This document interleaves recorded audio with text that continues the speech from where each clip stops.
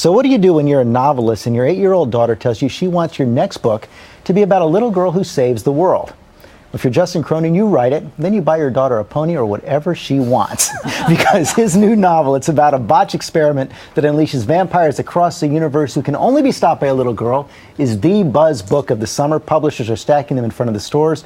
Movie producers already in development, and it all began when Justin Cronin went jogging with his daughter. He joins us now, along with his new novel, The Passage.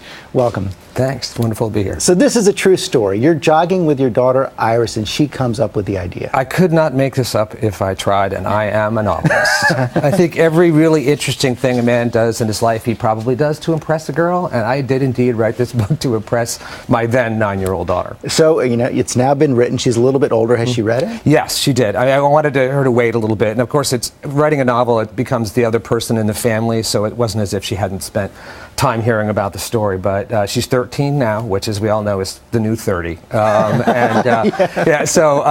She read it actually pretty recently. We had a great conversation about it. She's sort of the reader every writer longs to have. You know, she can become so immersed in a book, and she told me she liked it, and I believe her. That is very cool.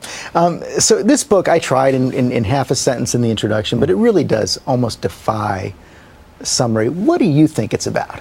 At the end, I think this is really a book about the things I've always written about, the things that preoccupy me as a person and as a writer. Love, honor, courage, valor, the connections between people, and the bonds between parents and children especially. I'm a dad, I have a daughter, I have a son as well. And that's really the place that I write from. But you get all that through vampires. I do, yes. Yeah, that is true. But vampires are kind of the vehicle, I think. Every novel has a story that you use really as sort of the way to carry what you feel about the world and what's important to you, and the ideas that you have.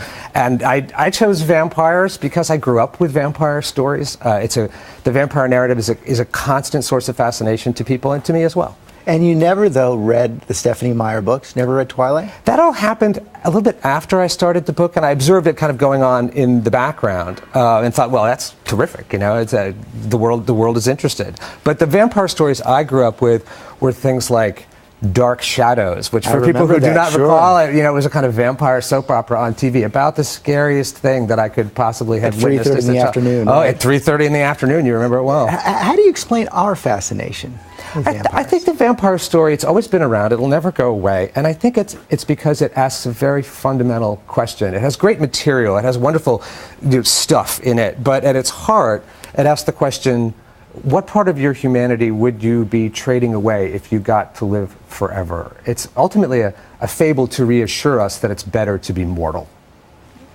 Well said. And before I let you go, I want to bring in one of your biggest fans. He is calling in today. He wanted to do this, and we wanted to hear him as well. Stephen King, are you there? I'm right here. Justin Cronin, do you hear me?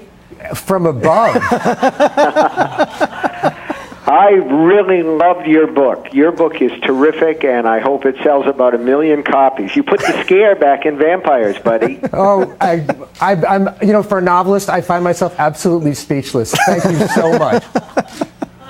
Well, that feels pretty good, doesn't it? It feels fantastic. A rave coming from Stephen King. Yeah, I mean, the man is a monument. Is he still there? He's a monument. It's just a wonderful book, and it's got everything in it. It's got wonderful characters, and it's just a terrific read from beginning to end. I can't think of a better book in the summertime, and the best thing is, what I'm hearing is that there's going to be 2 more to follow. There are indeed 2 more. It's a story I can't get enough of.